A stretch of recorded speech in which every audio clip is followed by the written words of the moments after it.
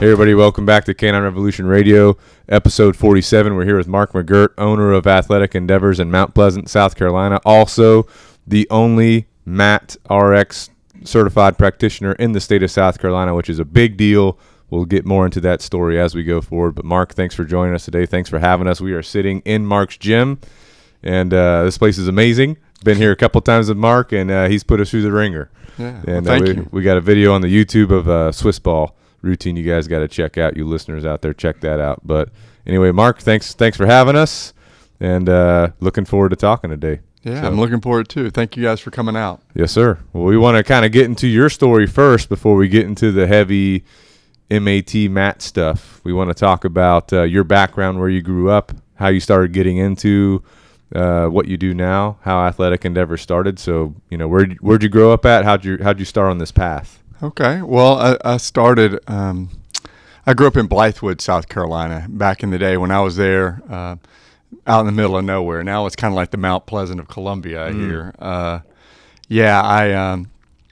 grew up there, and basically, as far as working out, I've always been a lover of sports. I've liked basketball, running. I was always scared of playing football because I was skinny. I weighed about my senior year in high school. I weighed about $140 and was about 5'10". Are you serious? Yeah. So I was a little guy. So I was fast, but I was always worried somebody was going to break me. But that got me into training, working out hard. You were asking me about an arm routine. Mm-hmm. So for Christmas one year, my mother and dad, they got me a barbell set, a curl bar with weights, and nice. Of course, Muscle and Fitness. Oh, yeah. And I would leaf through those back in the day when that was a popular magazine. But I did tons of push-ups. I did bicep curls, tricep extensions, upright rows, and I basically did that every day. I would do 20 reps of each one, try to load up as heavy as I could. And I didn't know anything about sets or reps. It was just till I got tired, Good to go. And I think that's what kind of helped my arms grow. I think whatever you focus on when you're young really does kind of make it come later in life. Yeah. So that's always been an easy part for me to grow, so to speak. Nice. But, I went to the College of Charleston. I came down here. Actually, I was going to go into the military. Yeah.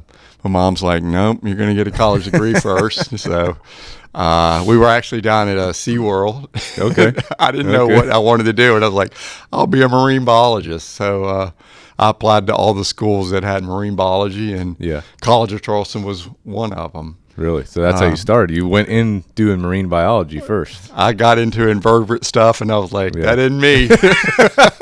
I've always liked training, so I thought I would go into physical therapy. I thought that would be a good route to go, and I ended up going through some advisors and ended up over in physical education with emphasis in sports medicine. Mm-hmm. And, so I worked hard there and worked for a local company in physical therapy as an aide. Did that a couple of years after I graduated, and then went back and got my associates in physical therapy. And with physical therapy, there's a business where their service provider also, you're waiting on clients. Sometimes they would tell me, we don't have clients for you today. So actually, my old boss, he started me personal training people. Oh, really? I saw the benefit that, the harder I worked and went out and got clients, worked out in the gym. I was already in the gym a lot to begin with. Yeah. I like that autonomy of being able to get, I was controlling my own future, so to speak, with, if I didn't work, I didn't get paid. Yeah. So I was very incentivized to try to get clients in the gym. So I kind of made the leap from working as a PT assistant to personal training. So I've been doing that for almost 28 years. Nice. So you were in the gym. People saw your arms. They're like, "Hey, how do you get big arms?" Is that how it started? And to give you a story behind that, the reason I think a lot of trainers, most trainers, me included, will put our business cards up at the front, and I'm waiting for somebody to ask me a question. Oh, you're like, they're probably intimidated or scared. So you have to kind of walk around introduced to it. People trust your presence. I actually was here in Charleston for a time, training at a local gym, and then thought, well, I know a lot. I'm going to go out west. So I lived in Boulder, Colorado for a while, and there it was very competitive, way more competitive than it is even here now. I mean, really? We had 40 trainers on staff, and we're all vying for the same members. And they had again, you throw a competition in front of me and I'm going to go for it. So the top 5 trainers for each month got an award. Oh, nice. Something nice like a weekend at Vail or a heart rate monitor and swag to go with it. And if you were in the top 5 for every quarter, you got to go to Hawaii, which this guy went to Hawaii. So there we go. I got that checked that off the bucket list. That's one of the things I wanted to do. But as far as training, it's people trust your presence. I had one lady out there that she came up to me out of the blue. I'd been working there a year, and she goes, "I've been watching you for a year, and I see that you know what you're doing." And so it told me, you're always got to be on point. And I was always there at 5 a.m. when they opened up, and I got so consistent that one day I decided to sleep in and not go into work. I got my phone's ringing off the hook. Are you okay? Because you're not at work, So I learned a lot out there about business, and then I just decided, Charleston is a smaller market, and I feel like I could do well here. I missed the warmer weather, of course. It gets cold up there. Well, it's cold, but and by the midday, it kind of the sun burns it off, and it's nice. And it's a dry cold. It's not as bad as a wet cold here. So here is definitely colder when it's cold really? To me. Yeah. But I moved back and went from gym to gym, and a lot of the gyms shut down. And then I was scrambling where I'm going to go next, and that kind of my clients had been talking to me about getting my own spot, and I was scared. I was like, that's a big commitment. I've got to put the money down, and that's basically, I'm putting myself on the line. And I'm always like, well, who better to bet on than yourself? If you're going to do it, you got to go hard. So, exactly. I opened up Athletic Endeavors 7 years ago. Nice. And when I moved in here, it looked like they were really angry. They had Swiss cheese in the walls. I mean, the walls were just completely destroyed, and I didn't know what I was going to do. So I finally this person came and helped me do it, but I had to re-spackle and paint and do everything. And of course, I put it on a real short time zone where I got it on Friday, and of course, I wanted to open on Monday. Oh yeah. That's tough. I'm in here. I learned that you always wear a mask when you paint. Oh yeah. Because I was in here just. You're in the clouds. You're having a good time. They were like, you might open the doors up a little bit. It's a little bit because I'm not the most handy person. I've still got a plaque I need to hang up, and I'm not very good with a hammer and nail. But I'm pretty good with training. So. Yeah, absolutely. Yeah. So then, whenever you got the place, I remember you telling me the story. But for the listener, what about when you started getting equipment in here? How that all played out? I thought, I would hire some people to help me get in here.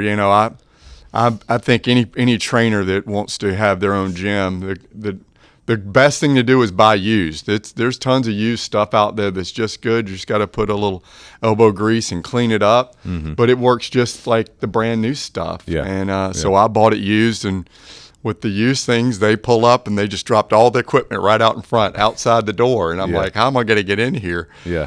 And I hired some guys to bring it in. They were like, well, we're going to have to dismantle every piece of equipment down to the nuts and bolts and then move it in. It's going to take us 2 or 3 days. And I'm like, no, you got this afternoon. I'm saying, I think if you put a little elbow grease in there, I'll help you. And we got it all in here. And I had it all mapped out. Again, I'm a little bit of a detail person. So I made little squares the size of the piece of equipment and drew it to scale on the sheet. So, and they were like, you sure this is all going to fit in there? I'm like, to the money. I know it is. And so it went in great. So I've continually added along the years. And now I'm to the point where either I need to stop buying equipment. Probably that's going to be the thing I'm going to have to do, or I'm going to have to get a bigger spot. Yeah. So. Well, good to go, man. Yeah, so when you were starting up Athletic Endeavors, first of all, where'd the name come from?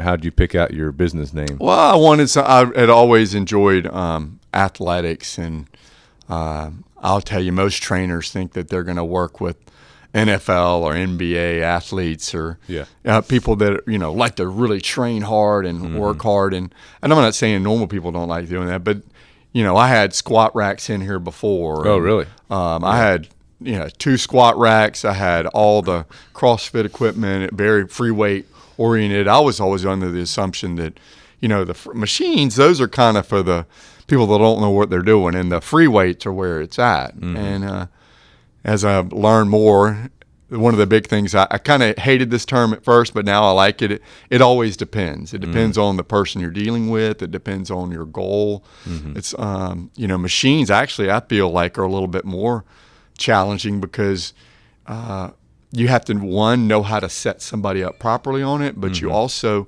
when you set somebody up on a piece of equipment, it's isolating the area dramatically. It's putting all the focus on that one area. And so if that one area doesn't work real good, you might have problems with other things. The great thing about free weights is you can kind of bleed off. You can compensate.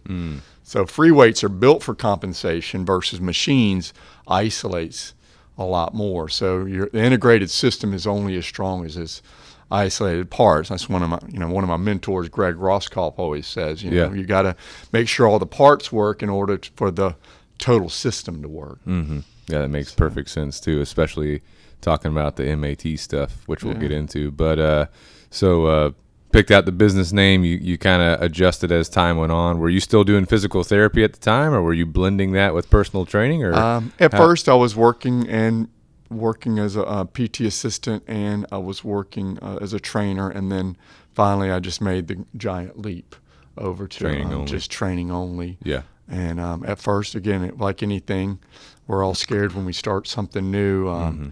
It's different. Change is hard. But then once you kind of get your bearings and you realize that, man, I can do this. I can get it. There's no difference than what I was doing before. Only there's a little bit more accountability. And a lot of people are kind of shy away from a responsibility, but that's where the gold is. When you start taking responsibility for your actions, you're going to see great things happen. Yeah, absolutely. And someone that, just talking about business owner entrepreneurship, maybe someone listening, they're a little bit hesitant. They got a business idea. They're hesitant to take that leap like you took. What would you say to that person? Well, I think the biggest thing is research. Make sure you've got a plan in place. I mean, failure to plan is planning to fail, as Louis Simmons says. You need to make sure that you got all your T's crossed and I's dotted. You need to make sure you're ready for it. You're not just it's not like a lemonade stand you just throw up there and or build it and they will come. I mean, I had clients that before. That's what made it possible for me. I kind of developed a clientele, and then I was able to transition over to the gym. If I had to start from scratch and not have clients at all, and I was doing both, then that's the other difficult. So I would, with any kind of entrepreneurship, it's I like Gary Vee. I like his whole idea of getting a side gig. So get a side gig going, and make sure you have the money and the ability and resources to kind of go without making any money for a couple months, because that's what happens. You got to be ready for the worst case scenario, so to speak. Yeah, absolutely. Good to go. So while you're starting up the gym, I know you've been through phases of your personal goals. I know you're doing CrossFit, hardcore CrossFit competitions for a while. I know you were doing, I think you were doing bodybuilding style stuff. Can you talk to us through your personal fitness journey up to this point, starting off where back in the day you had a barbell, some plates, you're doing curls, tricep extensions, and upright rows every day to get that yoke, yoke look, like where'd you go from there personally with your personal fitness? How'd you develop, your fitness goals, and how'd that adjust as time went on? Yeah, well, I at first, when I played basketball, I was all about trying to jump higher, and I got to where I could dunk a basketball, and that was really exciting. I loved it. Truth be told, my athletic career was kind of doomed for failure. I was born with crossed eyes, and they corrected it cosmetically, but not functionally. So my face was really good at catching baseballs because I couldn't catch. Yeah. Didn't have any depth perception. And you know, I'm a hard worker, and I was consistently trying to shoot free throws and or you know, play basketball, and I couldn't catch the ball. You know, when things are slow and you're just using one eye, you know, I had a dominant eye on my left. You're seeing everything in 2D. You don't have that depth. So when it's slow, I can slowly see in the coffee cup come to me. But as soon as you speed it up with a baseball, especially, it's like, it's there. You know? And I just really, from there, I got into bodybuilding. Well, let me go back. I had a traumatic ankle sprain when after I was playing basketball, and now I've got, I call it affectionately the cankle, half calf, half ankle. It's not my best feature, so on my right leg, so I always lead with the left, you know. But that happened while you were playing or training? I went up to block a shot, and I landed. He ran into my leg. It's no fault of his own. It's just body contact. I landed on the toe, and I was facing this way, and the foot was facing that way. And they didn't look. It didn't look right. Put it that way. So I went through physical therapy for it. I was working at a PT clinic at the time. We did all the things to help it. But again, it's just, you know, I had like probably 15, 20 years ago, I had 5 spurs removed from it, and I can't run. It kills me. And I'll get into that when we get into MAT. That's what sent me down that rabbit hole. Okay. But I went into after the ankle injury, and you know, I'd always seen good results with lifting. You know, like I said, I was a $140, 5'10". Between my freshman and sophomore year, I started reading Muscle and Fitness, and really I joined a gym up in Columbia called New Life Fitness, and I went twice a day. And nice. I think a lot of it had to do with, you know, I ate lots of ravioli and lots of spaghetti without the meat sauce when I was growing up. Man, when I got to college, we had the meal plan, and I'm eating protein. I went from 145, actually, into my freshman year, to about 195 and 6'4". Dang. So I grew quick. and I was always a runner. I was always scared of getting hurt. But then as soon as I touched the weight, it was like water to a sponge. I mean, things happened. So I went down this bodybuilding route. I was a big fan of Arnold. I mean, everybody likes Who's not Arnold, a big fan, you know? I was a big fan of Pumping Iron. I've seen that probably 100 times. Great movie. It's great. Yep. And I did the Mr. South Carolina competition twice. Okay. Of course, you know, when I started my weight cut at the time, I was, you know, again, over the years, I continued to work out and put on more weight. I was on the gain train constantly, so I got up to 255. While you're doing the competitions for Mr. South This is Carolina? In the off season. Okay. I was trying, you know, eat more. That's more protein's better. And so I was trying to get bigger. But then my first competition, you know, I went before. Again, this is like we talked about entrepreneurship. I went to the Mr. South Carolina competition twice just to watch it. I wanted to see what's going on. I don't know. Anybody getting into that sport, I mean, you feel silly in that little bikini thing. I'll say it right now.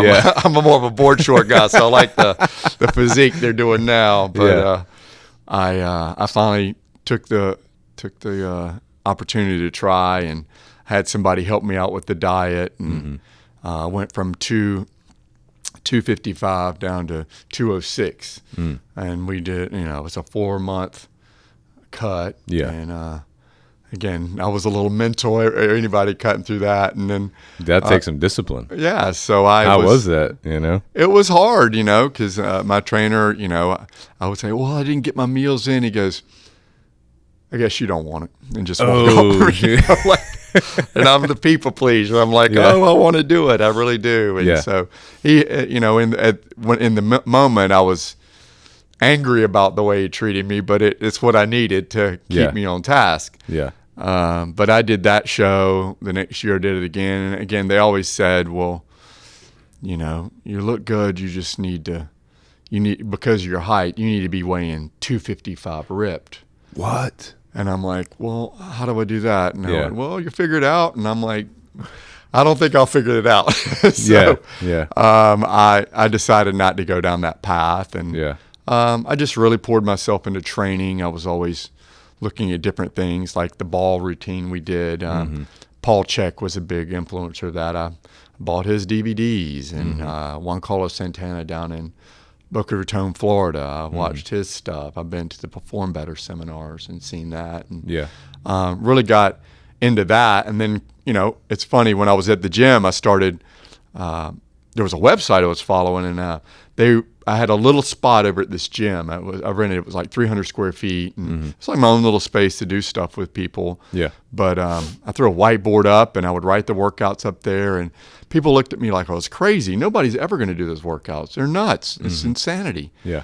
I'm like, it's coming this way, I think. Yeah. And of course, CrossFit is what it was. Really? And it's like, you know, I read a book on CrossFit, and this is their interpretation, but one of the big things that brings people together is, one, having a figurehead that you're like kind of angry with, but group suffering, you know? So the coach and then a workout that's horrible, it bonds people. So even though if you did that workout on your own, on the regular, you probably would get burnt out on it. But because, let's say you and I are in there, and my Fran time was 3 minutes, how about yours? And you're over there, well, I'm going to get it under 3, you know? Exactly. My time was never 3 minutes, just to be clear. Fran's a tough one.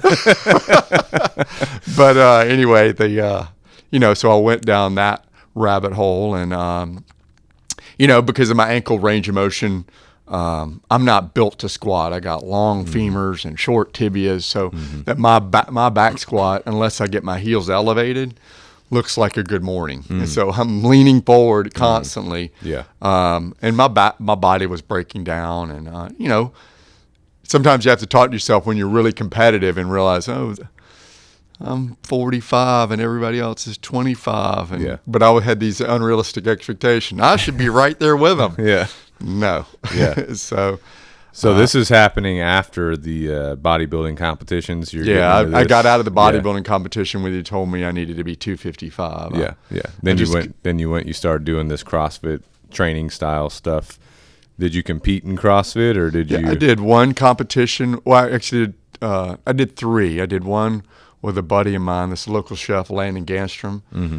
He's got a great meal service called Healthy Time Meals. You should check them out. They're really good. But we did that competition. It was fun, but, you know, we were very naive going in, and because, you know, some of the events were things we hadn't trained for. Me specifically, I was the limiting factor in that whole endeavor. But that was your first game you did? That was the first one. It was called Integrity's Revenge. They had it downtown. Nice. And at the waterfront. It was really nice. Cool. Yeah. And then I did one with my friend Daniela, the big dog trainer. Which was a hoot. We know Daniela. Shout out to Daniela. Good to go. Daniela Snyder also. So were you the limiting factor on that one, or was she? No, that's all right. You can call her out. I think we both were the limiting factor. We both just had a good time. But, you know, that's what it's, you know, and that's the thing about working out. It's meant to be fun. And I think with CrossFit, you know, everybody looks at, you know, it's set up where anybody can do it, right? But those games athletes, they're special people. You know, my buddy Landon I spoke of, for his bachelor party, we went to CrossFit Mayhem and actually worked out with Rich Froning. Oh, nice. And, you know, that guy is a machine. I mean, Landon went head to head with Rich Froning, and Rich was just looking at his heart rate to make sure it wasn't getting too high. He was like in a cardiovascular zone while we're over there dying redlining it, you know.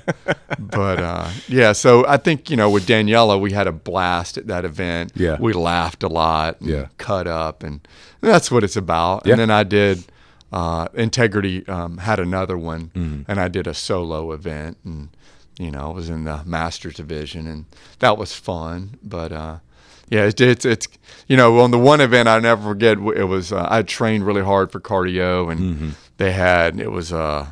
you had to get on the bike. No, you did the rower for a certain amount of time. It was 2,000 meters, then the bike for 2,000 meters, and then you ran to run.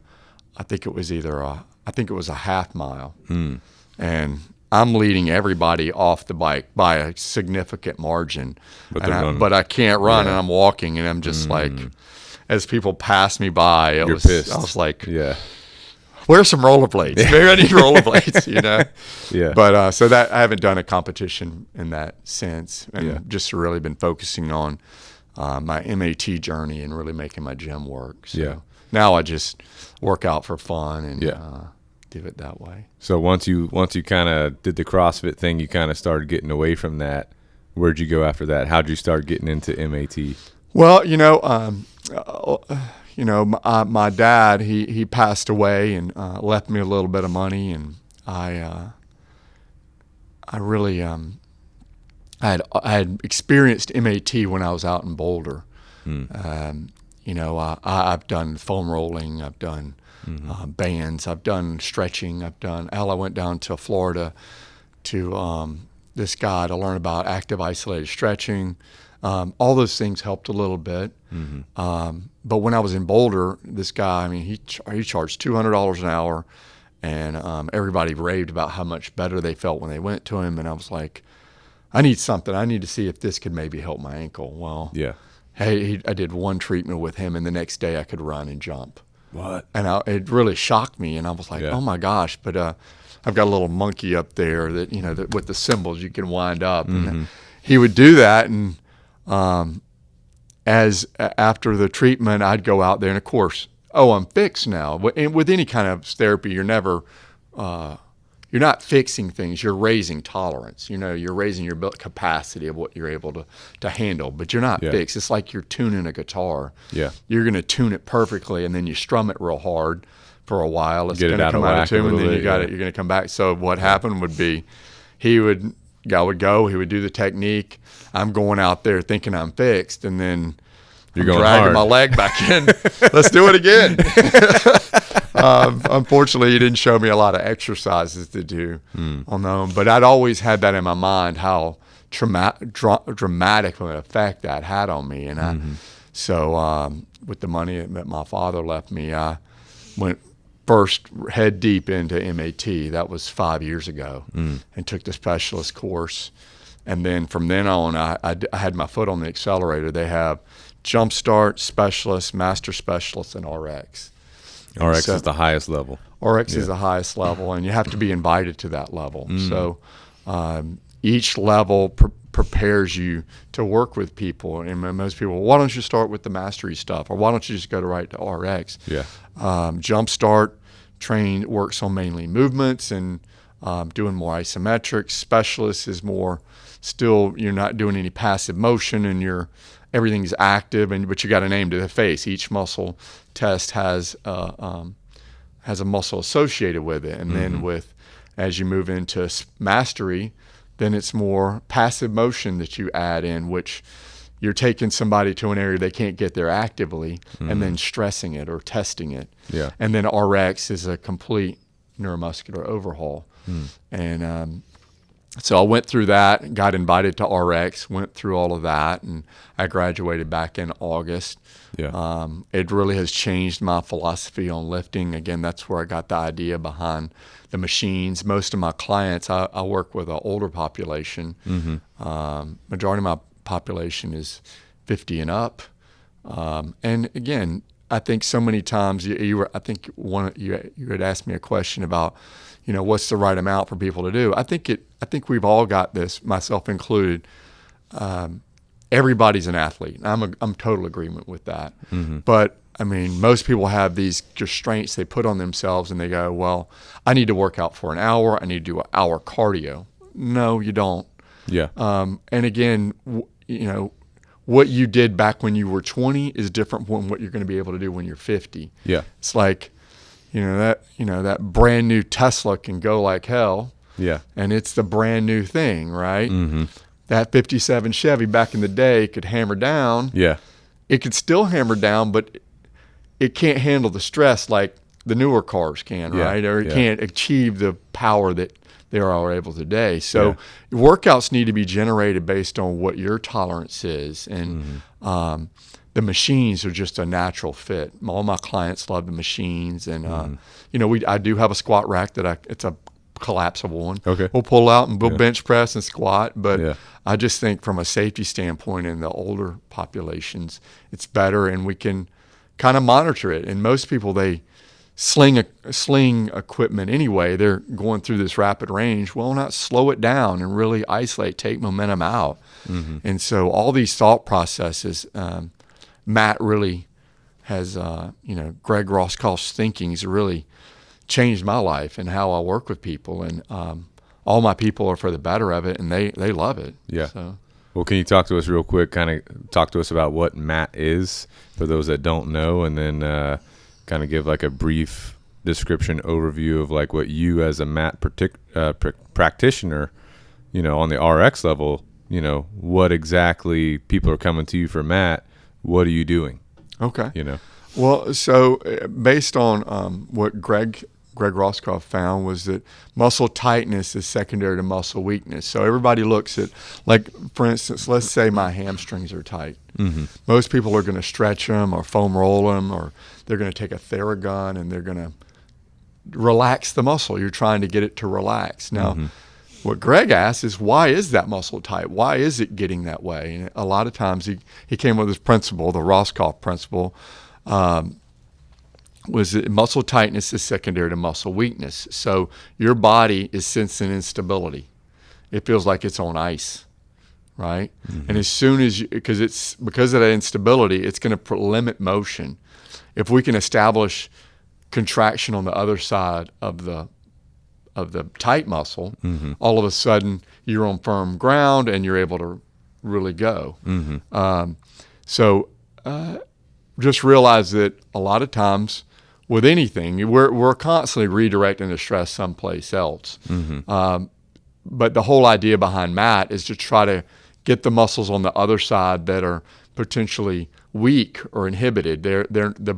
Basically the brain is not sending a good signal to the muscle to get it to fire on demand. When muscles don't fire on demand, the body's going to tighten up. If you reestablish that communication, all of a sudden the muscle's going to let go on the other side. Yeah. So by creating that stability in the moment, people are going to feel better, move better. It's going to decrease inflammation. And all of a sudden, most people are coming because they have an owie, some kind of pain. Yeah. My hip hurts, my back hurts. But I don't treat pain. I go based on what the muscular system's telling me. So if it's telling me a certain area, like there's missing motion in your foot, that might be the limiting factor that's causing your back pain. I always think of the body like Jenga. If you pull from one side, the other side's got to make up for that deficit. Yeah. So so with the treatments that I work with people, I use it. The biggest thing Greg says is it's an evaluation tool. Somebody can come in, I can check range and get an idea of how they're moving in the moment, and then we can use the tools of MAT to kind of get things rolling so that we're actually getting the muscles that we want to work in the exercise. Yeah. When you throw a biomechanical system with immune system and neuromuscular system, you can kind of throw biomechanics out the window. There are lots of things that flex the knee, so just because the knee's bending doesn't mean the hamstrings are doing all the work. There are other muscles. Your calf bends your knee too. Yeah. So with MAT, we're able to reestablish communication so that muscles fire on demand, and then all of a sudden you have range of motion improvements. Now, how long is it going to last? That's the question. Is how hard you drive the car. I've had some people that come and see me, and I had one guy, he couldn't play tennis. For more than 30 minutes. His hip was killing him.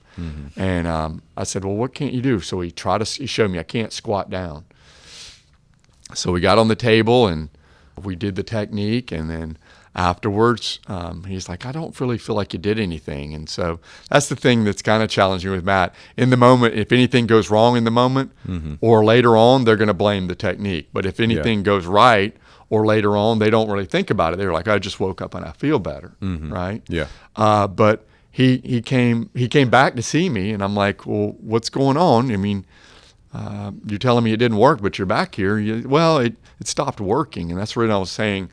Tolerance versus fixing. We're not fixing anything. We're raising your body's ability or capacity, much like we're tuning the tightening up loose battery cables, like Greg would say. And I said, tell me more about what happened. Well, I started playing tennis and it came back. And I'm like, well, beforehand you were only able to play for 30 minutes. How long did you play for? Well, I played for 3 hours. Well, it seemed like it did work. Yeah.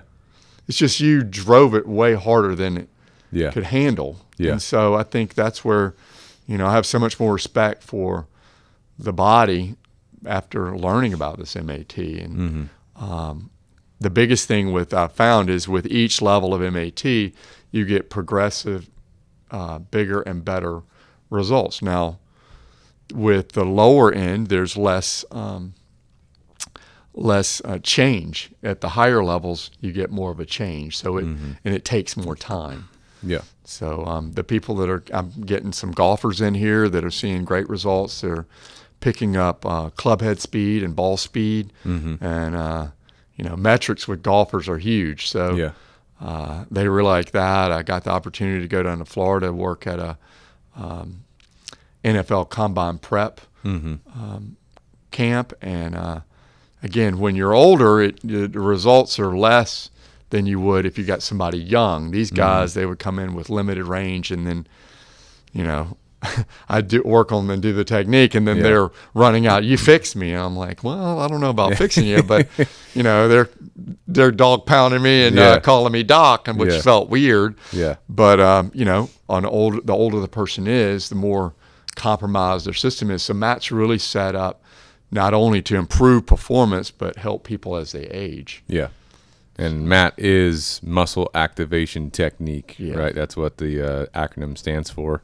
Now, let's say you had somebody come in when they're younger, then they continue with the MAT throughout their life. It's going to help them in the long run even more.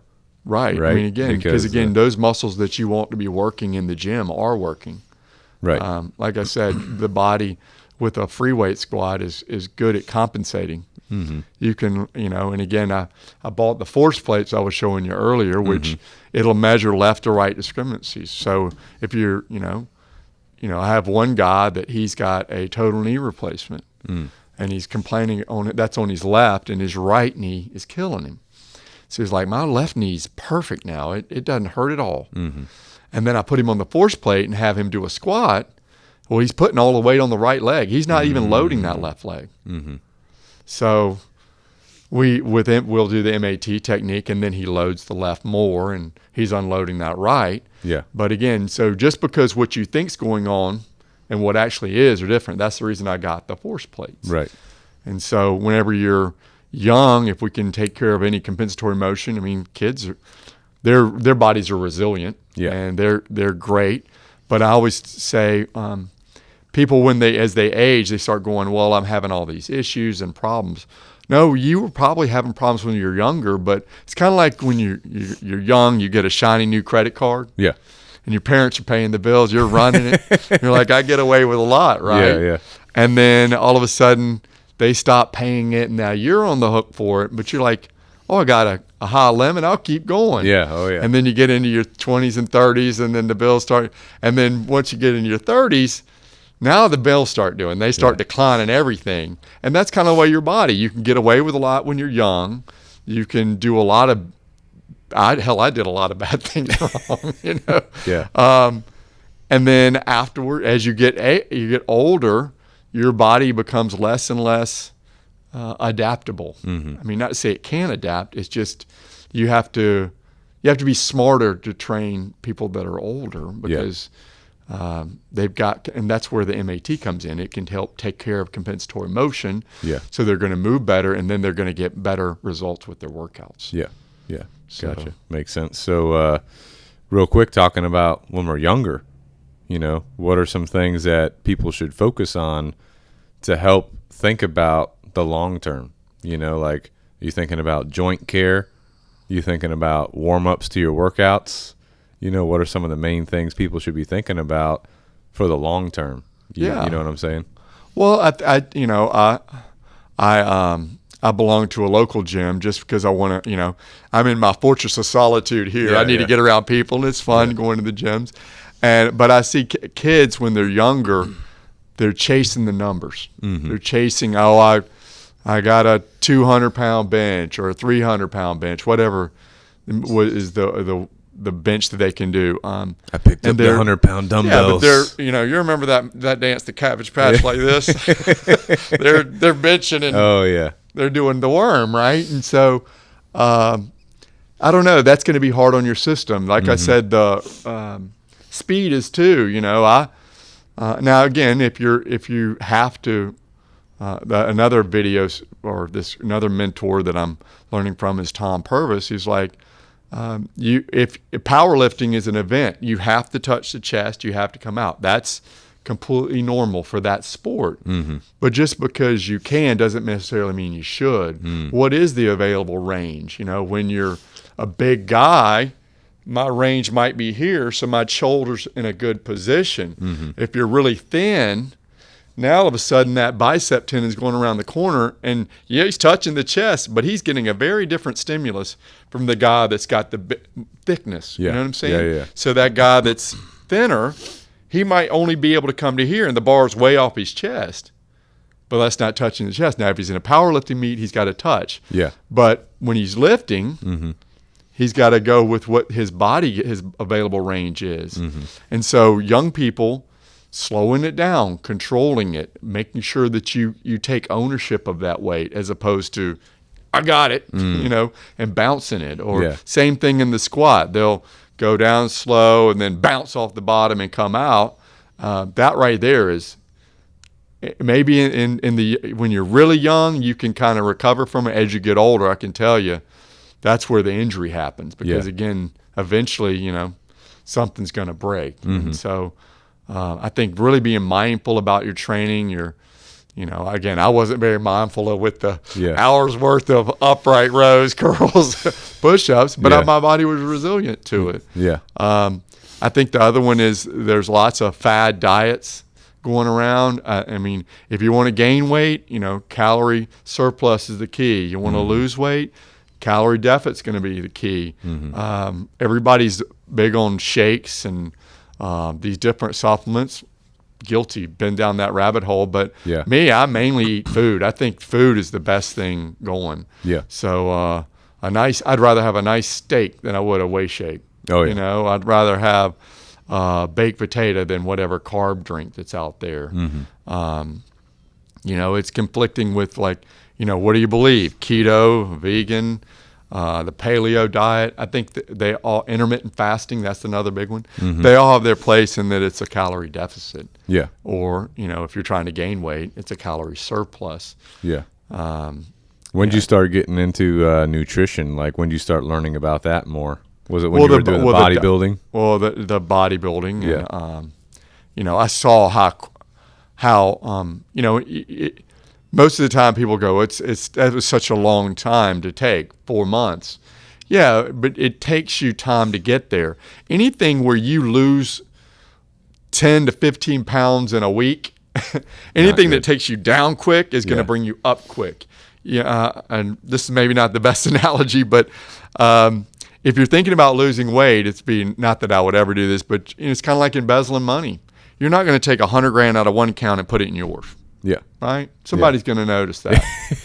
Versus if you do a little bit each time, the alarms aren't going off. When you drastically reduce calories, or your body is going to recognize it, and it's going to slow your metabolism down. And you may get there, but when you come out of it, you just lowered your metabolic rate. So the calories you used to have that maintained your weight are now over. You're eating too much. And so it's a way of just crashing your system. So I really got into that. I mean, I went down and did the paleo diet for a while. I actually gained weight on paleo because I like eating meat. And they were like, oh, you can eat it willy-nilly. Well, I'll eat tons of protein. There's no problem with that. And they say it's satiating. I don't think so. I can eat a ton of protein. I saw these other people, they were seeing great results when they would just eat protein and veg. I gained weight.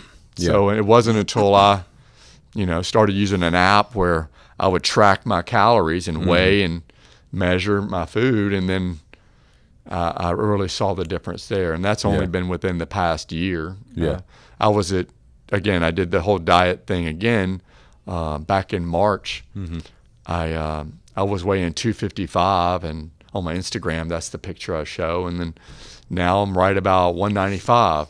Yeah. And I have people coming to the gym asking me, what are you training for? And I'm like, so my ankle doesn't hurt. Yeah. Yeah. Because, again, less load. So I'm more apt to think about training like a sports car. I want to have a really strong frame that can handle a lot of load, but very lightweight, and a strong, robust engine that can go like hell. Yeah, right? absolutely. So that way you don't put as much pressure on your body. Your weight won't be as much as if you were bigger. Yeah. But I feel a lot better and sleep a lot better. Yeah. But yeah, the nutrition aspect I think is huge, and So I guess one question is like, what diet's right for people? Is it what's sustainable for them? Is it like what they like doing? Is it what their goal is, whether that be performance or aesthetic? You know, like what's the right thing for different people to do? Yeah, well, whatever your goal is, it always starts with the goal, and then off of that, again, the calories in, calories out model, it works.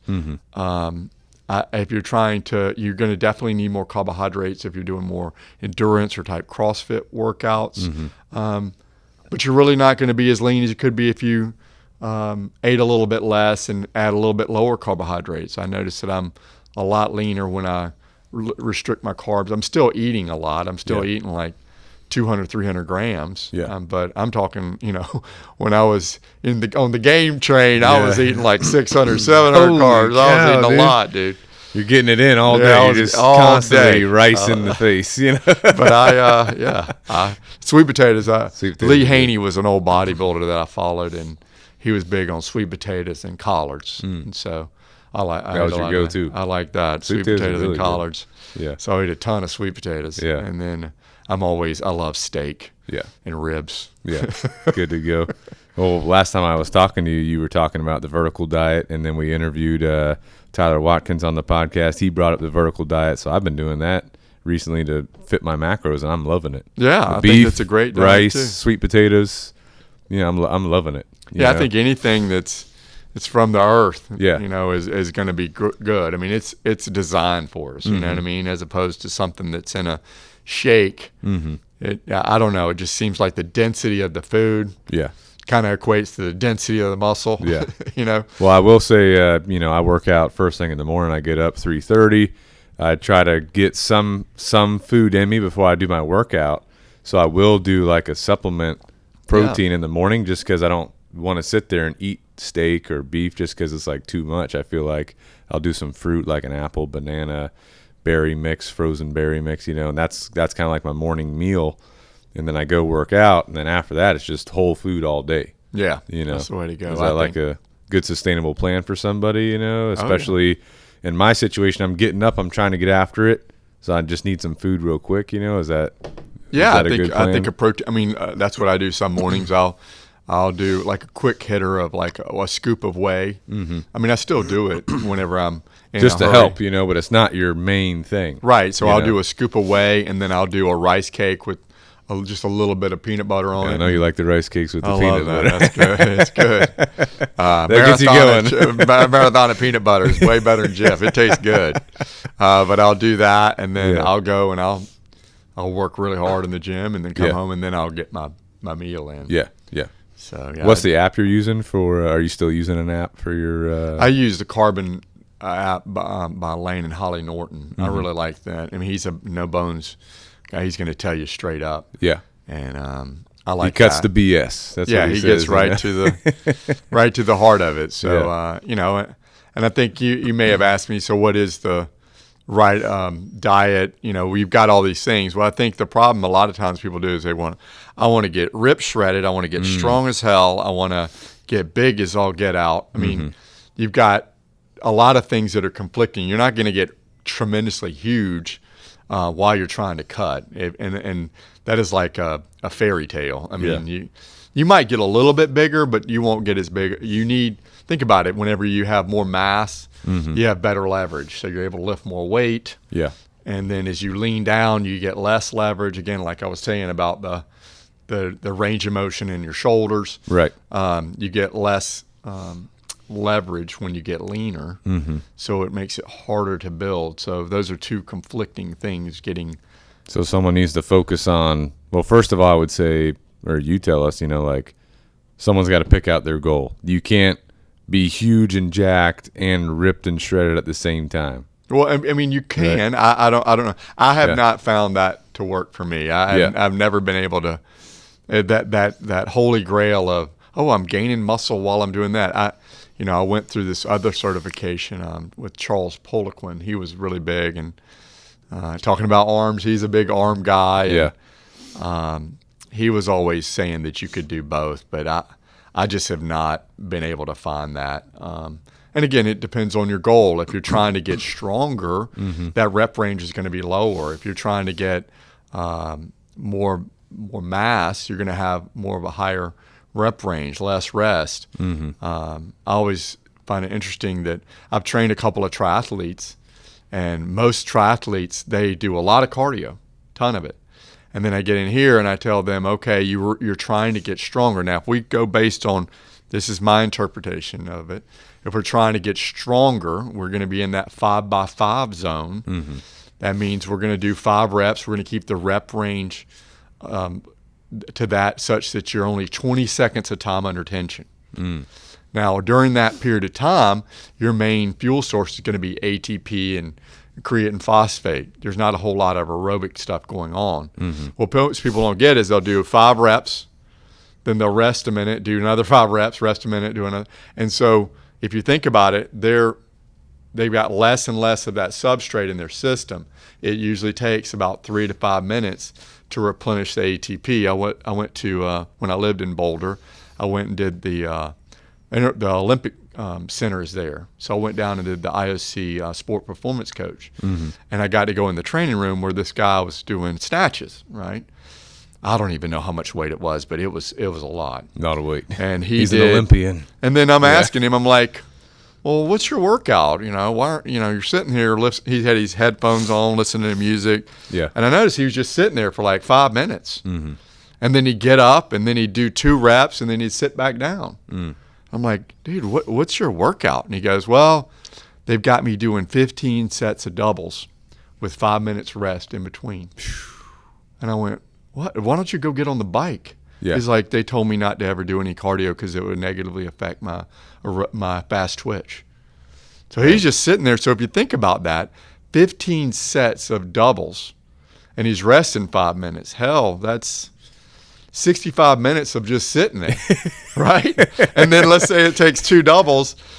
Let's give him a lot. That's 8 minutes maybe at max, or not even that. Yeah. So 4 minutes of work and 65 minutes of rest to get 30 reps in. My point is, with the triathletes, they would sit there and I would have them. This is back when I had the free weights, and I would have them do a squat, and then we're going heavy. Well, this is too heavy.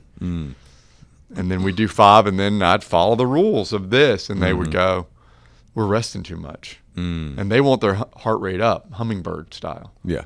I'm like, well, that's not strength training. Yeah. So I guess that, and then again, it's whatever somebody's, if somebody's really goal focused, I know how to get them there from that goal focus. A lot of times with training, it's trying to make it interesting. I had one person, they wanted me to come up with a workout that tested them cardiovascularly, strength-wise, balance-wise. I mean, the laundry list of things, and I'm like, okay. And then I came up with, it was a CrossFit workout. I think it was named Cindy, where you do 5 pull-ups, 10 push-ups, 15 bodyweight squats, and you do that for 20 minutes. See how many rounds you can get. We only did 10 minutes of it because I knew they wouldn't be able to do 20 minutes of that, right? Yeah. And then we got done, and then the next time we came in and we started working on pull-ups, push-ups, squats. Wait a minute, I want to do kettlebells, and I want to do the ropes, and I want to do this. And I'm like, well, if you're going to get better at that activity, it's kind of like trying to learn a new language. If you're going to learn Spanish, you got to speak Spanish. You can't start speaking German. Yeah. To get better at Spanish. Yeah. So there's a little bit of a disconnect there. But, people's training goals are the key to what is going to get them what they're going to want in the gym. You know what I'm saying? Yeah. So some people, I like talking about fitness, obviously, but some people, they're like, I want to be strong, but I also want to be big, but I also want to be shredded, but I also want to be fast, but I also want to run 5 miles, but I also want to do this. Like, they have all these goals. I also want a six-pack. So they have all these goals. So is it better for them to pick one goal, focus on that goal, maybe have a secondary? I don't know how you would program that. Okay, what's your long-term goal? Now let's break it up. For 2 months, you focus on this goal. Then you shift over, you focus on that goal. Is that like a way that you program that, or how do people go? Yeah, well, yeah, it depends on what you want. Like, I had one guy that he wanted to get stronger on the bench, so we did cluster training, and his bench went up 50 pounds. We really put a lot of time and effort into that. Mm-hmm. But the jack of all trades, that is CrossFit. That is that. And again, with any of that, the problem with CrossFit, I see sometimes people just write their times on the whiteboard and then it's erased. I think tracking is a big thing. If you're going to see results, how do you know you've gotten better? Writing down a little book. I did my Fran in this time. A lot of times that workout won't come around for a while. Mm-hmm. I did my mile in this time. You can kind of jump around a little bit like that when you're a games athlete. But again, like I told you, Rich Froning, his WODs, I asked him, his WODs were not at max effort. He had a heart rate monitor on. He was tracking to make sure he was in an aerobic zone while he's doing the WOD. Versus most people, me included, over there going, we're going to war, dude. I'm going to go as hard as I possibly can until I'm face down in a bucket of sweat. He wasn't like that. He did 5 workouts a day. He had a structured strength training program. So he'd squat and he would get on the bike in the morning or rower and do some kind of warm up and then some kind of really short interval workout. He'd go eat, come back, and then he was doing squats. He'd just do squats and he'd do the 5x5 with the 5 minutes rest in between, just like I'm talking about. And then he'd come back and he'd eat, and then he'd do a WOD. Mm-hmm. Then he'd go eat, come back. He might have slept too, and then he did another WOD. He did like 5 workouts a day, and I watched him, because we hung out there that day. Yeah, we actually got there. We got there early, and that was a really cool thing. We got there early, and they're an hour behind us. So when we got there, we thought they were going to have the class at like 2:00, and or no, it was 3:00. And I said, Rich, are we the only ones in the class? He goes, it's 2:00 right now.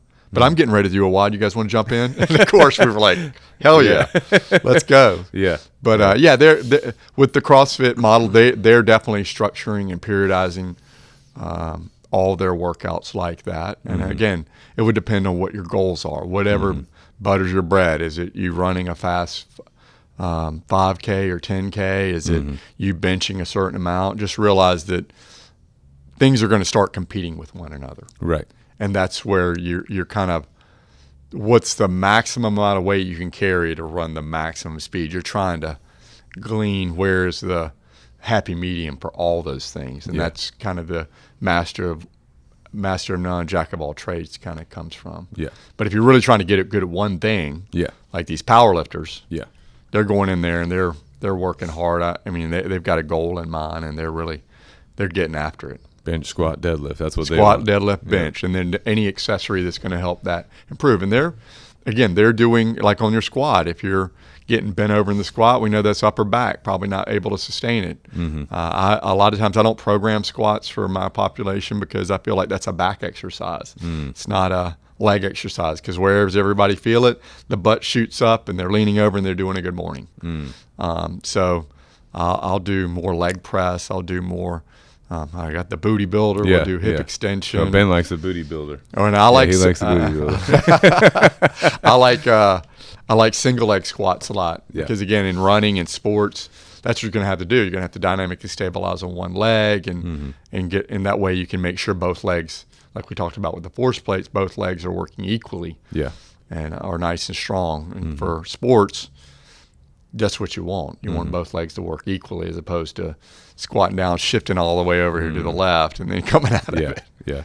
So tracking what you're doing workout wise, tracking your nutrition, making sure you're meeting your nutrition goals. While we're talking about that, let's say someone is going into a deficit because they want to lose a little bit of weight, they want to be more aesthetically pleasing or a little bit more shredded, how do they need to change their workouts? Obviously, you shouldn't be doing like hardcore, at least I don't think, hardcore strength style training when you're in a deficit because your body can't recover.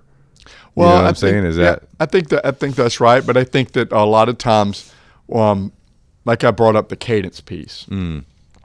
I've got, this is one of my favorite machines, this rotary torso machine back here. I like it a lot, and people will get on that and they'll fling their legs to the side. They're squeezing it, they're holding it, and they're doing the exercise properly. Mm-hmm. But as soon as I throw they get all the way. They like do a 180, right? And then I say, okay, I want you to take 4 seconds to get to the other side. So I took the momentum away. Yeah. And they're barely getting past 90. Yeah. And then they're letting it down at a 4 count. So like I said, they're taking ownership of that. Mm-hmm. So I like slower cadences. Again, if you're powerlifting, you're probably going to need to go faster. You need speed and weight go together.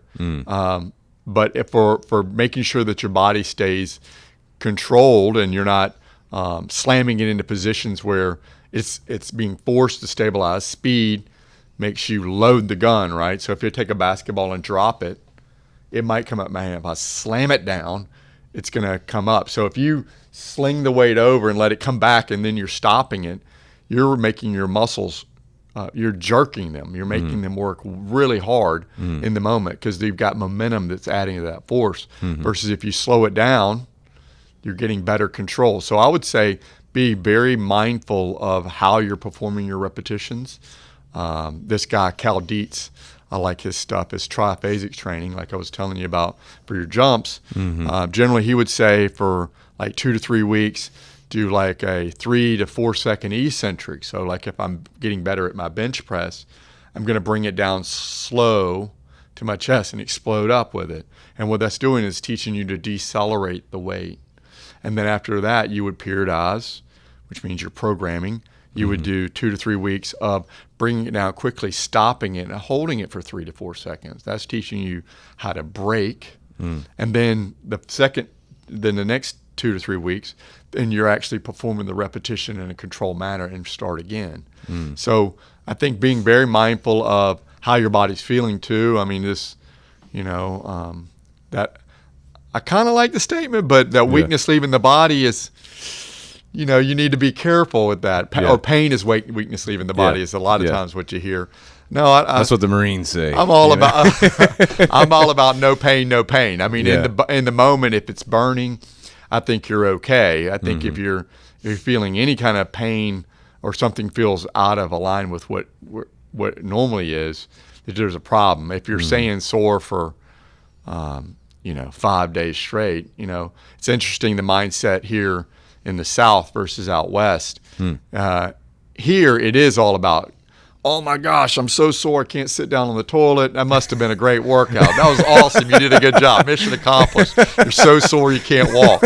So that's great. But out West, I started at this gym, Rally Sport, and I trained the head, my boss, and we went through this program which she had never been through before. Anytime you do something new, your body just knows on or off. It doesn't know how to do it. So I did this matrix routine with the dumbbells.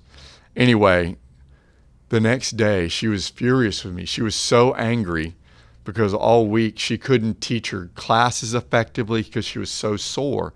She goes, I trained to perform, not so I can be sore and tell everybody I was sore. Yeah. So it was a change in mindset, So again, which one's better? I don't know. Whatever, if it makes you feel more empowered to be that sore. Yeah. I can't. One of the things I really hammered my mentor Greg Roskopf on is like, how long is MAT going to last? And he goes, I have no idea. It's all about how hard you push it. And he goes, but I did notice that you did 300 kettlebell swings with 100 pounds for 30 days. And you dragged your leg in here. I was like, yeah, but I did it. Yeah. Just because you did it doesn't mean, you accomplished the goal, but at what cost did your body pay? So that made me respect that way more. How much I'm going into it, but just remember when you're dieting down, your leverage mechanics are less. You're probably going to have to check that ego at the door and go with less weight. I know I do. I have to use less weight than I use. I'm used to curling the 50s, and now it's like 35s. I'm like, that's hard because I don't have that level. Of course, I'm really focusing on the technique as opposed to humping it. throwing the full body into it and getting my low back. So. Exactly.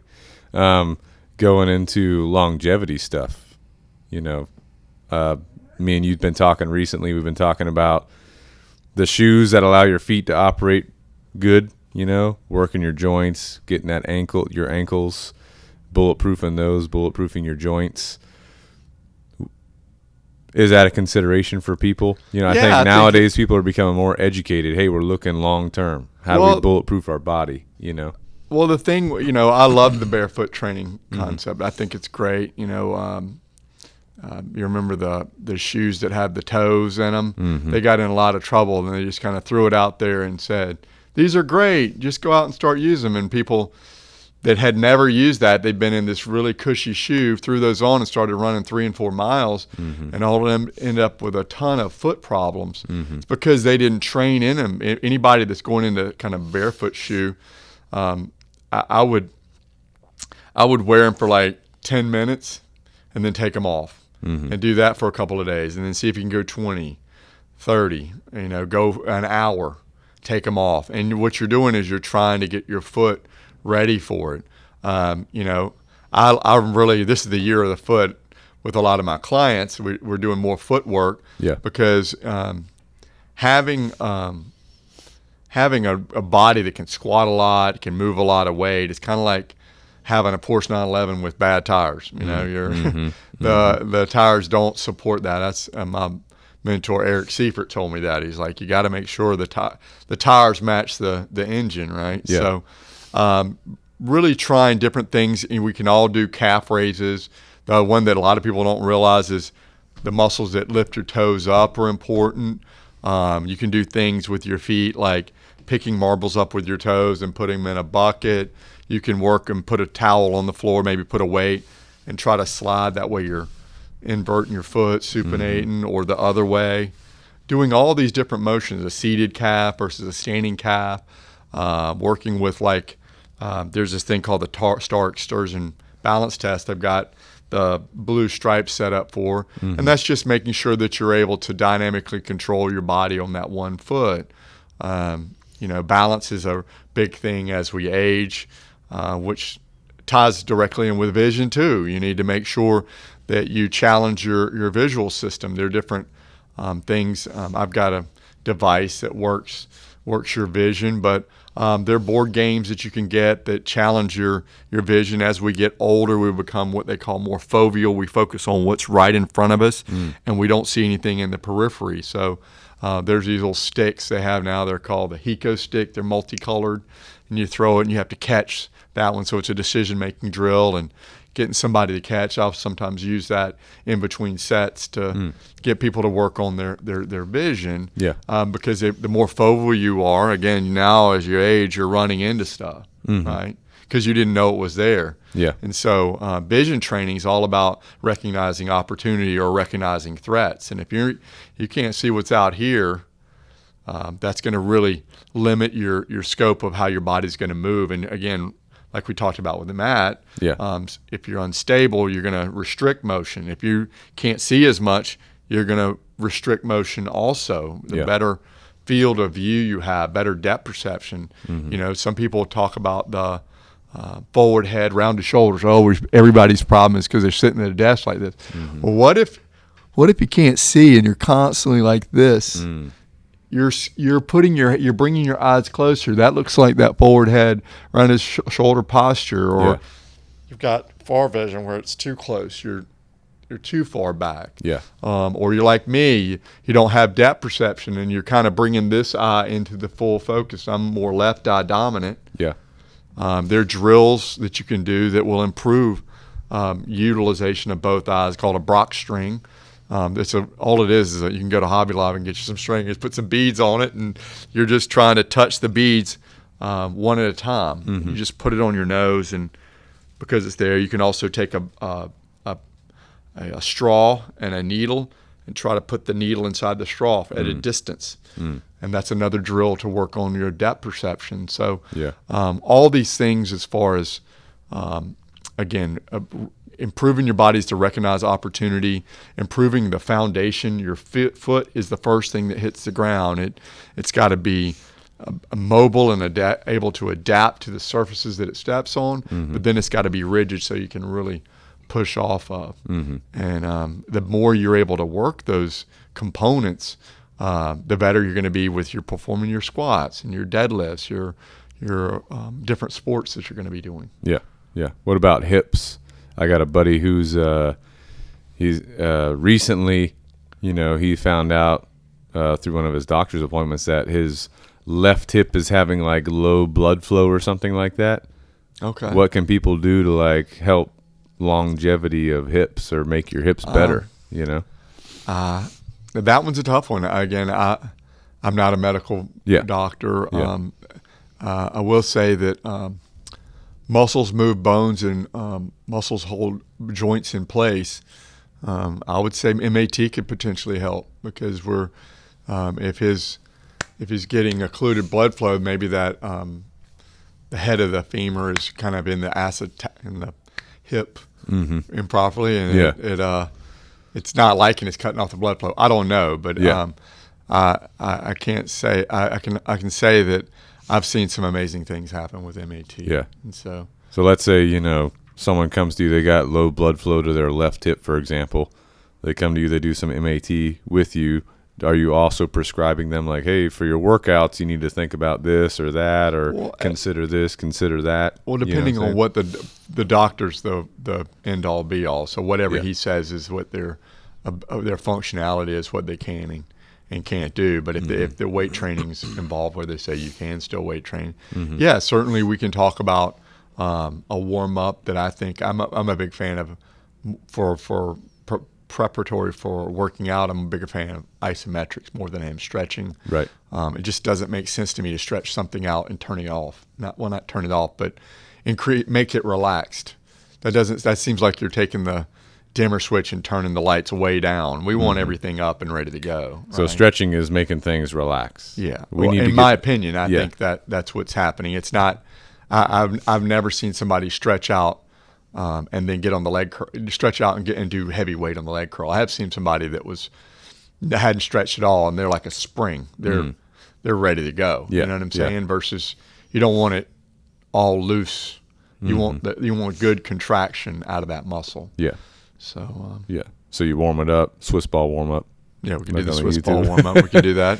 It's on YouTube. Yeah. What else what other kind of warm ups would you like? If someone's doing like, let's say they're going to bench or do like some dumbbell presses, they get on a machine first and. Yeah, or they could I would usually put them on the machine mid range and just hold it and press up into it for like 30 seconds, trying to get a sense of where it's going, push up, pull down. That way, because as you go down with the bench, you're going into this range and then you're coming out of that range. So isometrics going both ways. Yeah. And then again, progress with lighter weight under that slow tempo. Might be 4 up, 4 down, 5 up, 5 down. There's a guy up near Clemson that does 10 up, 10 down, which seems pretty brutal. That's a lot. That's that super slow training. But again, you're just limiting the amount of momentum with that. And then you can move to, if your joints feel good and you're healthy, then you could do like up 2, down 4. That's up 2, down 4, realizing that when you're going in the eccentric or the negative. So think about if I'm pushing up, that's concentric. If I'm letting it down, that's eccentric. So it's easier to set something down than it is to pick up something heavy, right? Yeah. So I might go up 2 and then down at a 4 count. That'd be a strategy I would use to really accentuate the negative aspect, realizing that that's stronger. Same thing with a squat. I might go down 4, up 2, or on a lunge, down 4, up 2. going into the position. So that's the way I would kind of warm them up. And then if they're a power lifter, then you got to get after it. You got to go fast, right? It's not start moving it. Get it going. So how can MAT help out like a power lifter, for example? Like what is it going to provide to that type of athlete, that performer? Well, again, so like I was saying before, just because you're able to move, it doesn't mean what you think's working is working. If you're really in a high training volume, stress, trauma, or overuse have potential to alter your body's ability to contract those muscles efficiently. So MAT can make sure all the muscles are locked, cocked, and ready to go. And then you're going to get more benefit out of your workout than if you didn't do it. Yeah. It's not say your body's built to compensate. That's the thing you got to love. I heard somebody say that is like your body's built to compensate. You know it's never going to leave you hanging. Yeah. Right. If there's a job to be done, it will get done. But it will get from point A to point B and whatever's most efficient. With Matt, we're trying to improve that efficiency so it's a direct line as opposed to a kind of disjointed motion. Yeah. Yeah. What about like an operator, like like a SWAT team member, like military, infantry, for example? MAT can support these functions as well. Yeah, I mean, anybody basically. Basically, Matt is for everybody. Yeah. A lot of people just don't know it yet. It's a new thing. Well, it's been around for like 20 years. Greg developed it 20 years ago and has been doing it for a while. And there are not that many MAT practitioners around. I'm the only one in the state, like you were saying earlier. How many RX practitioners there are in general? They're like not that many. Probably like 90 to 100 in the world. Yeah. So it's very new. I think it's on its way out. More people are doing podcasts like I am with you. And we've got Bryson DeChambeau is really in the charge. He's seeing amazing results and that he's, hitting the ball and carrying it 400 yards, which before him, Tiger Woods was the longest driver with 320, and now Bryson, I think it's like 400.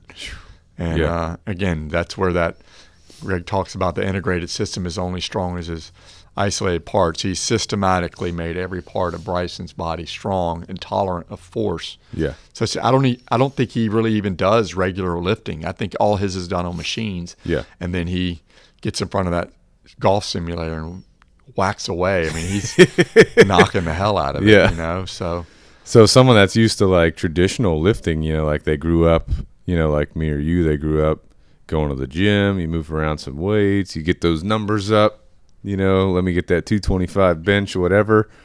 And now you're going more to, or you are doing more isometrics machines. How can someone like start switching over to those isolated parts? Like let me get on the machine train. Let me start isolating different parts of my body. Like, how do they kind of build that into their training plan? And so getting back full circle to when we started, what's the right routine? Yeah. I'm telling you what I'm doing is because of what I've learned through MAT. Yeah. I think a lot about this stuff every day. I'm constantly learning, but if you have somebody that's compromised and you throw them on the machines, actually that could be the worst thing, because you take away their ability to compensate, then you're really going to stress their system. So it's a double-edged sword. It can really help, but if not implemented properly, it could do more harm than good. Yeah. The free weight stuff allows you to bleed away and compensate. So So someone needs to get an expert and dial in based on you just want to dial in what's right for you. And again, I always tell my clients, how did that feel? How do you like that? Because at the end of the day, nobody knows their body better than they do. Yeah. And so just because I always have a conversation with my clients, how do you like this? Do you feel empowered? And this is the other thing. Most people, if we did like the guy up there near Clemson, 10 reps, 10 up, 10 down. It's a yawn fest. And you're gonna be in pain the whole time. It's zero fun. Yeah. Part of working out is fun and feeling like you're empowered by what you're doing, as opposed to, I may sound like I've got this all figured out. I got the lab and I've got these things under control. Yeah. I don't know how people are going to respond to things until I see them. Mm-hmm. And it's not to say that my style of training is any better than anybody else's. We've got tons of great trainers in town, and they all pay attention to detail based on what they know. And so there is no perfect program. I'm just giving you the things that I've learned over the years. And, I thought, paleo was it. And I told my buddies, this is the thing. And now it's like, well, paleo was kind of regionally dependent, right? If you live in Mexico, you didn't have a whole lot of pineapple or wild Alaskan salmon down there. And so, what we know today may change tomorrow. There are things that are constantly evolving. But I just think, you got to go a little bit on feel. Do you feel good about it? And making sure that based on the ranges that you have, are you safe? I think those are the things. That's where having a professional work with you on your technique is so critical. I mean, if they're just rolling the ball out and getting on their phone and saying, give me 10, that's a problem. Yeah. You need somebody that's going to be looking at your form. Are they shifting more to the left versus the right? Are they doing the cabbage patch thing on the bench? Yes. Are they, slamming to end range, or they're doing their pull-ups because they're trying to go fast because that momentum helps boost them up, right? Or they're doing the, I heard Greg Glassman say one of the things that he hated was the fact that he introduced the kipping pull-up too early. You had all these slap tears and problems with shoulders because people hadn't earned the right to do that. That movement is for people that could already do 10 strict pull-ups. Yeah. They've got the shoulder that can handle that force.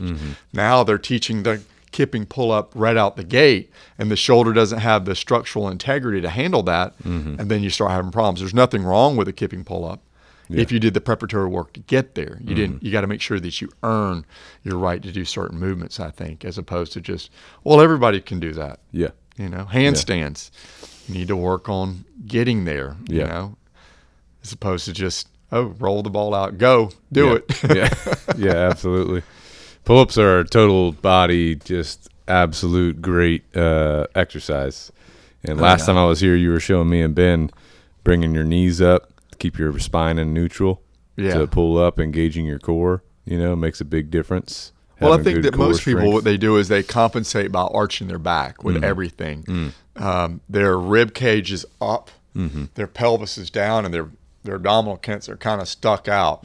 That's good for the big man walk when you're in the gym, maybe, or walking on the beach. Yeah. But you're really wanting to make sure that you, again, I'd use that. I like the term ownership. You need to own your abdominal region, make sure it is contracted and your back's flat when you're pulling. Now, again, as you're doing it, when you start to have problems, everybody does this. They look up and they arch their back, and you just change the position. Now you're not, I always tell my clients, the first rep and the last rep should look the same. If they're starting to deviate, now you're working a completely different thing. That weight's too heavy. Yeah, you might have gotten 10 with the weight, but you didn't do it the same way at the beginning and end. So with that, who knows if that put too much stress on your body, and then something eventually is going to break if you do that. So you got to, again, check your ego at the door, lower the weight down, and then get it, make sure you get it right, keep it tight, when you're going. Absolutely. What about injuries? People get injured training, or maybe, not training, they get injured out on the job or in life, whatever. Let's say someone's got a shoulder that's creating some problems when they're pressing. Do they avoid the injury? Do they try to work it to get blood in there to help fix it? Well, the first thing I would say, if you hurt your shoulder really bad, go see the doctor. Yeah. Go see a physical therapist. Make sure everything's good to go. Come see you. MAT style. Action. We could do MAT, but again, I'm not treating pain or anything like that. I'm just going to tell you what your muscular system's doing. Yeah. But barring that, what I see a lot of people do is they'll the exercises that are really popular in physical therapy are empty cans and then external rotation. And then I'll be in the gym, when I worked in physical therapy, because I worked in a physical therapy clinic that we had inside the gym. You see a couple of people, they've got shoulder issues in there. Hide behind a pole watching you as they're doing it. They're like, what are they doing? And then they're over there. And then a lot of times I would go over there and help. I'm like, what do you got going on? Yeah. But, uh-oh. Good to go. Anyway, so I think, one, getting good information from a doctor or physical therapist. MAT is going to help out with making sure muscles are working. Yeah. And then making sure that you've got a trainer or somebody that's got some background in that's going to follow what the physical therapist or doctor prescribe. Yeah. And then basically off that, I have had people, well, I can't work out, I hurt my foot. Well, the upper body works, doesn't it? Yeah. I mean, we can still do something there. We can still work your abs. Yeah. Or I hurt my hand. Well, I've got ways we can attach it to your elbow. We can do crunches. We can do squats. Yeah. There's lots of stuff that you can do. You just have to work around the injury and just realize if it's hurting in the moment, stop. Don't be the hero. No pain, no gain does not apply here. So that's a good movie, by the way. The Rock in it. Oh yeah. But so what's a good way to try to the best of our ability to prevent injury? Because I think that's a big thing. Don't have the ego lift. Prevent the injury. It should be priority. Yeah. So again, keeping records of what you're doing, not making huge jumps. I mean, I'm guilty of when I was younger. I put on 50 pounds. I got that 100, 150, 200. Oh my gosh. And then of course the knees are buckling in I got all the reps, but it didn't look the same. Yeah. So, if you're having huge jumps, also look at your speed. Most of the reps, like I said, as you get fatigued and challenged, you perfect form, starting to get hard, and then you're really starting to bounce it. Now all of a sudden it's looking different. So I like the whole speed limit. I mean, you can get obviously I'm a big fan of technology. I like the Gym Aware Flex and the Tendo unit. They've got another one I saw down at this place I went called Perch. These are all devices that measure bar speed. So if you know what your bar speed is, and let's say you're lifting and you're in a strength phase, and your bar should be moving 0.3 to 4 meters per second. If it's a lot faster than that, then you add weight. If you're not even getting to 0.3, then you take weight off. So it's a great way of managing GPS. It's also a way of managing how you're doing in the day. Now, I'm a big fan of HRV, heart rate variability.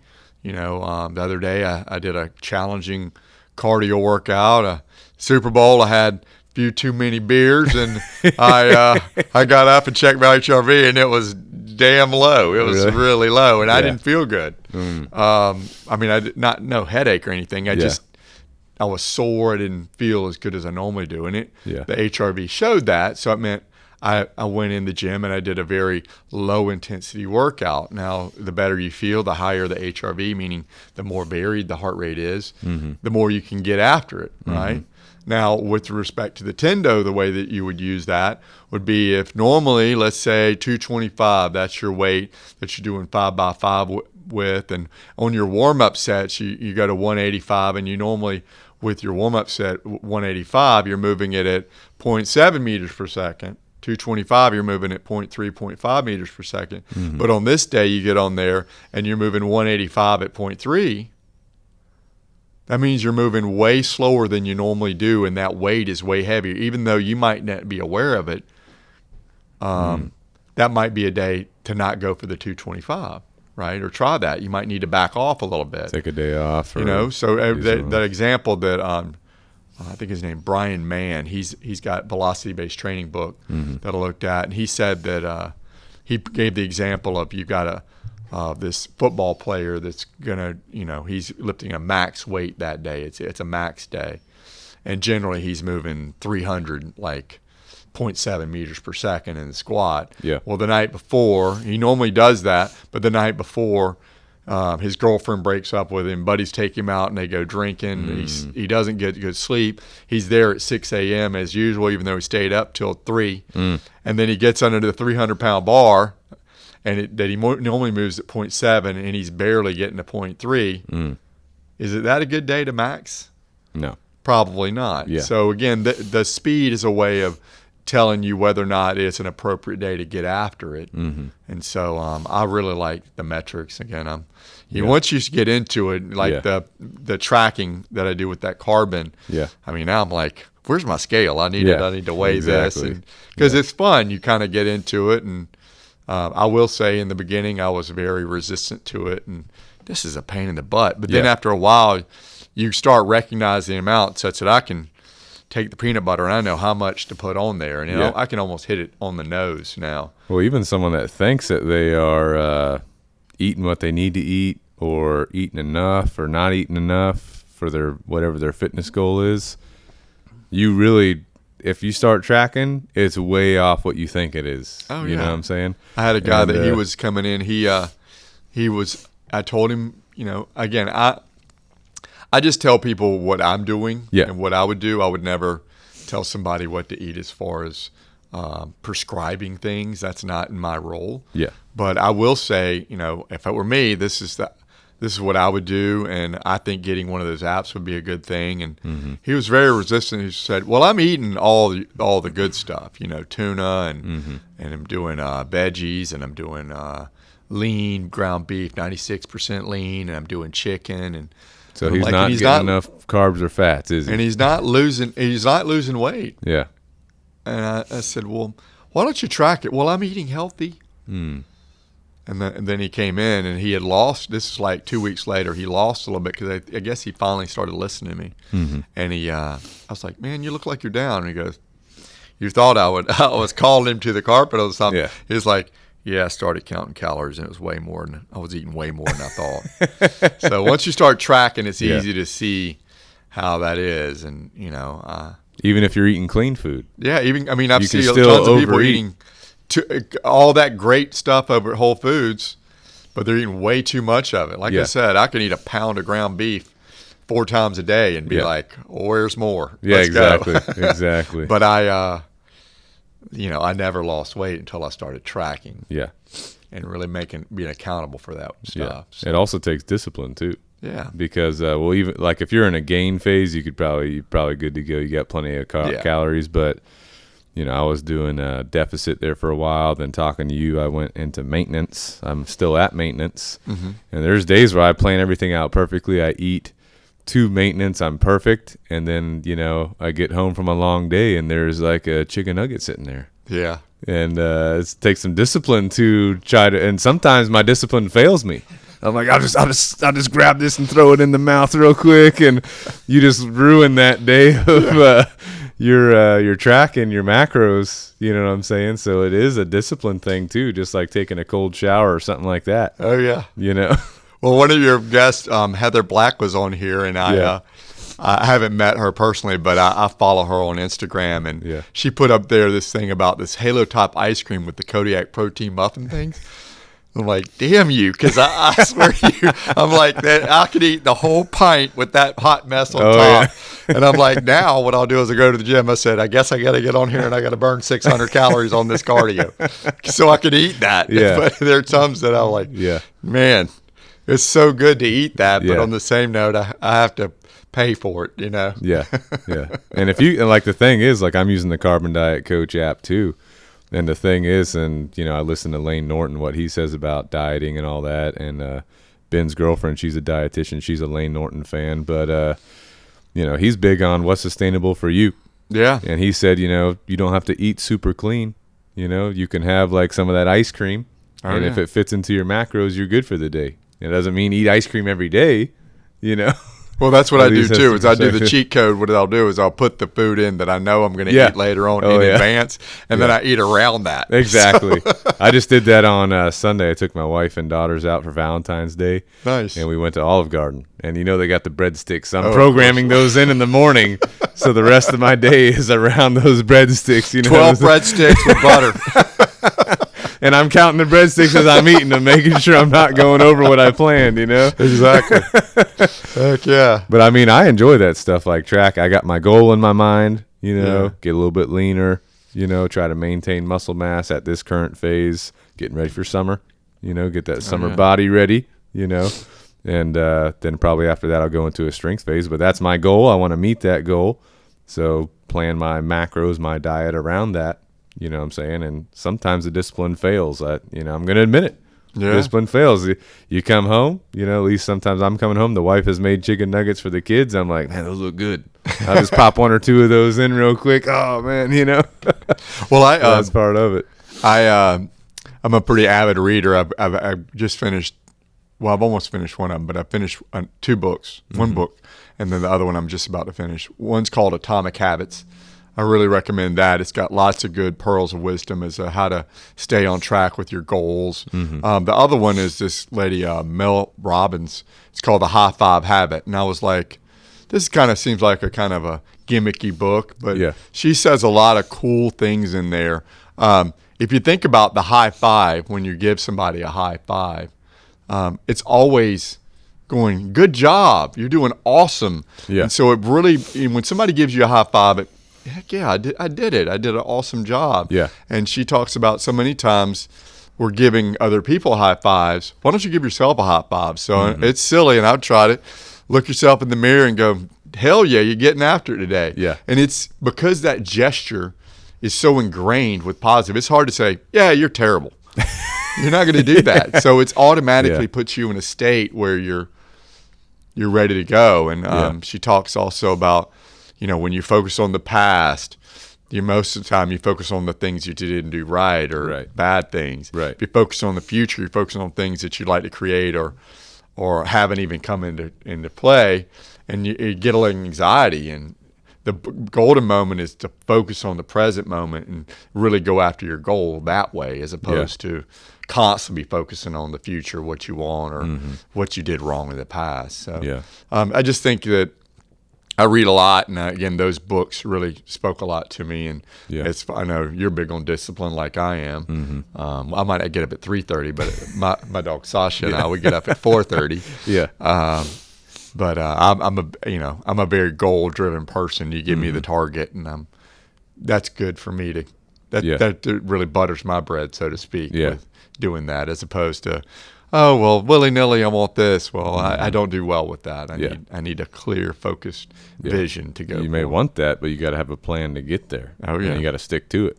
Oh, yeah. And it, from my perspective, it's okay sometimes, every once in a while, to give in to that chicken nugget. Yeah. But if that's like a habit where it's every day you're giving into this every day, that's the path to failure. Oh, yeah. At least from my perspective. Absolutely. You know what I'm saying? But a little bit here and there, it's okay.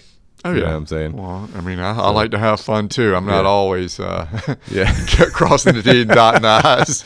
The other thing I think is like having a good tribe, good, group of friends or whatever that motivates you, that can help keep you on track. Oh, yeah. You know what I'm saying? Like me and you will text like, hey, get after it, stay on the path, whatever. I know Daniela will hit me up. She'll text me at like 4 a.m., getting after it. You know what I'm saying? I'm like, all right, here we go. No sleeping in today, Oh, yeah, no doubt. So having people around you that help you to meet your goals, whether that be your, physical aesthetic goals, your performance goals, your nutrition goals, your business goals, you know what I'm saying? All those types of things. I think that's important too. Definitely. That's like, giving yourself a high five. It's like other people around you helping you keep pushing on, keep pushing forward, and there to support each other. You know what I'm definitely. saying? So I think that's a big thing. But yeah. So anyway, kind of wrapping it up here, Mark. How can people contact you? What's ideally, let's say someone's a powerlifter, someone's a CrossFit athlete, someone's a SWAT team member, or maybe they're just a dog trainer. Right. They want to see what MAT can do for them. How do they get in touch with you? How do they kind of get involved? What's that kind of look like? The best way is www.athletic-endeavors.net is my website. Okay. And on there you can do a request for a consultation. Okay. That's generally what I'm going to tell everybody to do. Or you can call my telephone number, 843-412-1688 is my telephone number. I'm on Instagram and Facebook, but I'm not the biggest Instagram and Facebook guy. But if you generally, the website's the best way to get in touch with. If they go to your Instagram, can they click the website on there? Is it on Yeah, link it's to on your there Instagram? also. Okay, good to go. Definitely. All right. And so like MATs for anybody. Yeah, Muscle activation technique. You know, I've done it several times with you. You get on the table and Mark's he's gonna put you through some movements. And the first time he did me, I was like, holy cow, I'm really this weak. You know, but then you activated the muscle and it stood up to the technique, which is insane. Yeah. You know, and Ben's done it one time. So I like it because it's quick. Yeah. And you feel the results really rapidly. Yeah. Especially on a guy like you and both you guys, because you're both healthy. And I mean, if you have a deficit, it turns it immediately on. So. Yeah.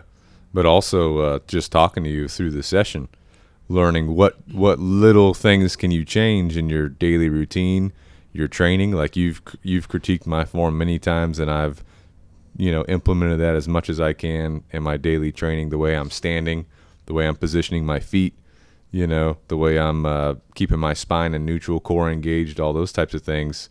Doing a session with you while you're talking through that pays off in other areas too, making your training better with the MAT, muscle activation technique, thought process going into the training, making you a better high performer and that type of thing. Yeah, you know what I'm saying? And that's my main thing is MAT. And I do some training. I've got clients there, but I really want to focus on MAT with people because I think that's the missing link people don't have yet. Yeah. That once they feel it, they'll see the results. Can people come to you and do like workout plans too, or I'll do that. But generally, people come in here for 1 or 2 sessions just to get a program or routine. Yeah.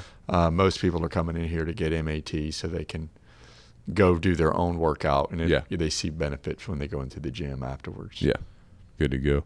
So. Ben, did you have any questions or anything you wanted to ask Mark?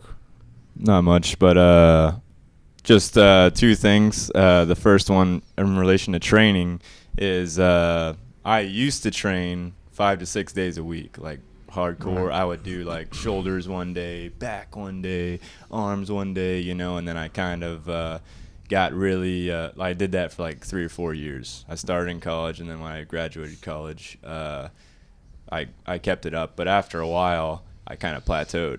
Right. And one issue was eating. I wasn't eating enough because I didn't like tracking the food like we've been talking about this whole time. Now I'm tracking food. It's still, I have to force myself to do it a lot of days. You got that bag of nuts over there. You I weighed them out here, and I told Chad today I've been slamming food this morning. I'm feeling very full today, But your goal right now is to gain, right? Yeah, I'm trying to gain weight. Yeah. I'm at the 140 range, like you were saying earlier in the podcast. I'm trying to get up to 170.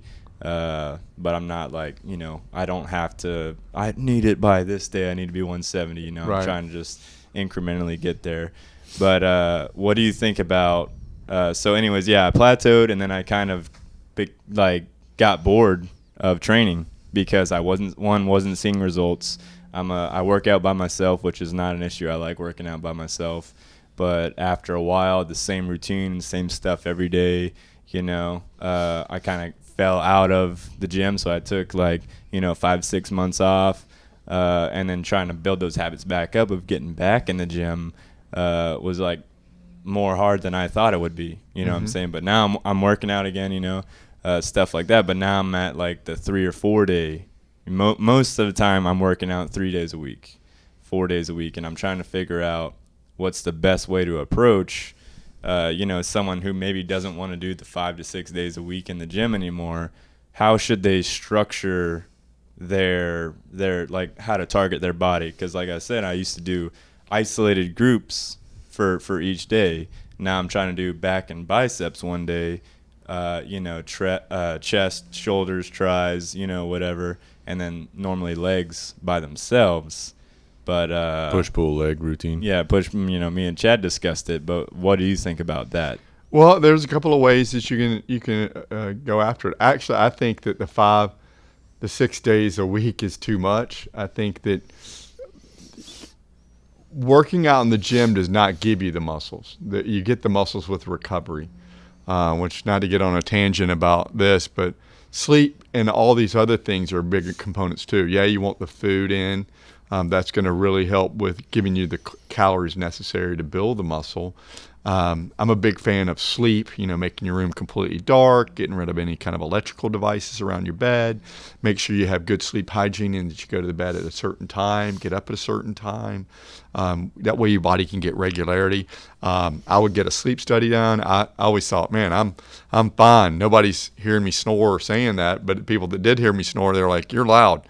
And so I got a sleep study done, and I was throwing 60 apneas an hour, which is a good bit. That's every minute. And so I got a CPAP, and now I'm sleeping through the night, and I feel amazing. Actually, that helps you get leaner. I feel like I'm doing that. But again, you want to manage all the little things that could. It isn't one thing that's going to make you gain the weight or get bigger or get leaner. It's all these steps put together: eating the right food, the right amount, getting the proper amount of sleep, proper amount of water. Also, being mindful of yourself. Charles Poliquin talked about a grateful log, writing down the things that you can be. It's a little metaphysical, but writing down the things you can be appreciative of. And also, I will say this. When I was in my bodybuilding days, I had a big picture of Arnold I had up on the window in my bathroom, and I said, I want to look like that. And so if you have a vision of where you want to go, I think is important too. But I think 3 to 4 is the sweet spot. If I'm doing 3, you could either do, I might do an all upper body on Monday, all lower body on Wednesday, and then upper body on Friday, and then the next day, lower body Monday, upper body Wednesday, lower body Friday. You could split it up like that. I like if you're doing 4 days a week, I would generally go I would do chest. My routine back when I was bodybuilding a lot was chest back on a Monday, and then I would do legs on a Tuesday, and then I'd be off Wednesday. Thursdays I would do shoulders and arms, and then get my upright rows and curls, and then on Friday I would do some kind of core routine where I'm really like the ball routine we showed, or doing some other exercise in the gym. And I think you want to have, and you brought up a good point. You started getting bored with your exercises. So what I would say is, in the beginning, whatever you do, and Louis Simmons talks about this, whatever you do for 2 to 3 weeks, your body becomes more and more efficient. It's like people that get on the cardio. They get on the cardio, and at first they see tremendous results. And what happens is your body is learning to try to keep what's called homeostasis. It wants to maintain balance, and it doesn't want to change. So you get more and more efficient. So the calories you burned on the first day is less if you do the same intensity the next time. So what do you have to do? You have to go longer or harder. Problem is if you keep going harder, there gets a critical mass, and then it just is longer, right? And then you don't have as much time. Same thing with weight training. If you do the same exercises all the time, your body's going to get bored with it. You're not going to see as good of results as you could, in my opinion. That's the reason Louis Simmons, he talks about these different bars. Move to a football press bar, or move to a curved bar, or do more dumbbell work. Exercises in the gym are nothing. I look at them as tools in a box, right? You pick the tool that you need necessary for the job. Now, maybe one tool's getting too much use. Let's move to another one that can give your body a different stimulus. Heavy dumbbells are really hard, or even machines. So like we talked in the beginning, I've kind of gone down this machine route with my clients because I feel like it's safe in the population that I'm working with. But I think it's all great. You could do Bulgarian bags, kettlebells, all those things are going to provide a stimulus for your body to adapt and change. And again, maintaining that nutrition piece is going to be key too with that. And with that, so with mixing up the routine, are you doing let's do X amount of exercises for 1 month? And then how what's the time variance there when you're mixing up different exercises? Well, one thing I would say also that I should have said beforehand, make sure that your workout's not going more than an hour, because what's happening is then you start tapping into your resources. I think I read someplace that your hormone profile goes down. I think that that is an important thing. So it all depends on how much you can fit in the hour, and within the rest periods that I was talking about. Now, if you're in a hypertrophy zone, meaning you're trying to gain more size, then I would do more 8 to 12 rep range, and I would probably rest at most 45 seconds to a minute and a half. If I'm more of in a strength phase, I would be more inclined to like a 5x5. I don't think, for me, I think max is you're leaving too much. You're open for an opportunity to get an injury. Mm-hmm. So I at least want to do 3 reps. But then again, with that, you're going to have to extend your rest. Now, what you can do is you can toggle. I think it's called undulating periodization. So we can have an intensification phase where we're doing that 5x5, or we're going 10 sets of 2, right?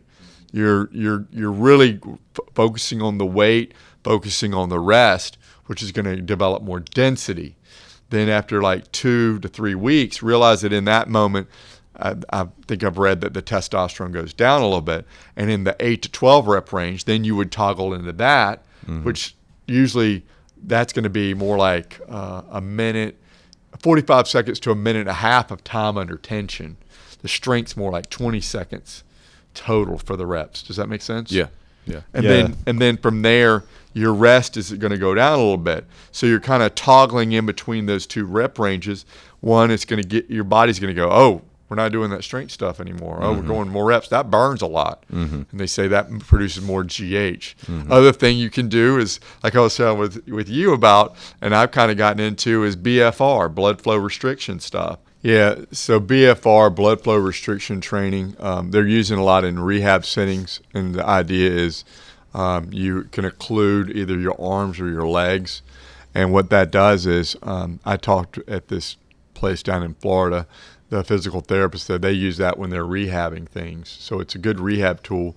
And you're occluding, you're not cutting off the supply. You'll see these guys that'll choke bands around their arms, and you're really not sure how much blood flow is going. A lot of, down there, they were using a Doppler that measures your heart rate. The bands that I have, I just go based on the prescription of what the bands say use. But you pump it up to a certain degree, and it still allows, they call capillary refill when you're pushing, and you do 30 repetitions, and that's to kind of get things blood down in there and it kind of trapped, and then you rest 30 seconds, and then you do 3 sets of 30. Now, you use lighter weights, which seems counterintuitive, but because the band is restricting oxygen down there, you need oxygen for slow twitch muscle fiber, they're saying, and so you disproportionately recruit fast twitch muscle fibers, which are good for hypertrophy reasons, right? The other thing that happens is because the nutrients that your body normally would send down there when during a typical workout, you're getting nutrients down there just as needed. Now all of a sudden you're occluded, it's kind of building up, and your body's going, wait a minute, it's not getting down there, I need to send more. So it tricks you to bend more nutrients. So when you take the cuffs off, you get this flush, and then you get a pump. You get a lot of nutrients. You feel pretty good. But I mean, Arnold loves the pump. In the moment, it burns like crazy. Though I'm not going to lie. I mean, it's uncomfortable. They talk about it, being slight warming, and then by that 4th set, you did the 30, then the 3 set. By that 4th set of the 15. It is smoke show. Yeah, I mean, you are burning. Yeah. Oh yeah. So so it's another strategy you can use with respect to training, and so I think that you have all these different things you can use to help gain more size. And again, like we talked about, and again, it's the CrossFit's tagline: constantly varied functional movement performed at high intensity. I think the big key for seeing lasting change is going to be variety, and recognizing that in 2 to 3 weeks your body gets bored. You need to up the ante either by changing your volume and intensity, or you need to change up the exercise to hit the muscle in a different way. Also making sure that, like we talked about, time under tension, and again, taking ownership of the rep by controlling, as opposed to, I see people in the lateral raises, they're like this. The way I do my lateral raises, a lot of times I do them like this because it's encouraging external rotation. Or if I'm doing a lateral raise like that, notice I'm coming up, stop, and then come back. Most people are doing this. Mm-hmm. Yeah. And so that weight right there probably is not the weight in your hand because you created momentum. And now they're like, well, I'm getting a pump on it, but you're really not controlling that. I like cables. If you bring it out, hold it, bring it back down, you're under control. Again, it's way harder. And like we talked about, your body's going to do all kind of body English to make it happen. Same thing with the curl. It's not supposed to be a low back exercise. So. Yeah, the last thing, and then we can be done with my questions, is so you said keep it to an hour or under an hour to effectively, use your time wisely when you're in the gym. Otherwise, you might burn yourself out a little bit too much. If you're focusing on, let's use the chest and back example that you gave. What kind of exercises are you going for? Are you going for bench, or are you going for machines, or like the big most the ones that a lot of people say work, like bench press, or let's say lat pull downs or something like that, to hit the back, to keep it under that 1 hour, since you're hitting, do you do 3 exercises for chest, 3 exercises for back, with 4 sets of each, or how would you look at that? Well, again, I would pick the compound movements are going to be your better things, right? But like a dips are great, pull-ups are great. If you're doing deadlifts are great. And again, you don't. I said 45 minutes to an hour. I think everybody starts thinking, okay, I've got to get so many exercises in this moment to get. I need this one to get the upper pack, and I need flat, and I need decline, I need fly, I need to get everything. Well, why don't you just hit one exercise really hard? I mean, you get on there and you do dips, and you do a 5x5 of the dips, rest a minute, and do at the same time you would superset it with pull-ups. You're giving yourself time in between. So I said that wrong. So do 5 reps with the dip, and then rest for 2 minutes. Do 5 reps with the pull-up, rest for 2 minutes, back to the dip. Essentially, you had a longer than 2 minutes where your chest was resting. You're going to have some chest when you do pull-ups, but that's a way of extending the set and get the most weight possible. The problem is if you start doing really fast and not giving enough reps, you might get, when I was down at this combine place, they had the guy, he did 20 reps with 225, and they were really big about the rest, and he got right back on there, and he only did 10. And they were like, how long's your rest? And he's like, I don't know, like a minute. She goes, 4 minutes. And then he rested time, and then he got his reps back up. Yeah. So again, by resting too little, it's the law of diminishing return with that. You just want to make sure that the variety, and make sure that you're hitting it hard in the gym where you're creating a stimulus, which brings up one other point with it. Make your carbohydrates after workout your main time, and low fat, because then your girlfriend would probably tell you about the nutrition thing, in that your body is preferentially going to store those carbs in the muscle afterwards. And rice with a little bit of honey on it is going to be good. Low fat with some chicken, lean chicken, delicious. Again, so with that meal, you're getting lots of carbs, you're getting lots of protein, not a lot of fat, which is going to decrease the transit time, right? Because if you start adding fat, it's hard for that to break down. It's going to blunt that insulin response a little bit. Don't eat any fiber either. Fiber slows down. You want the insulin spike post-workout, because with the workout, you depleted the muscle.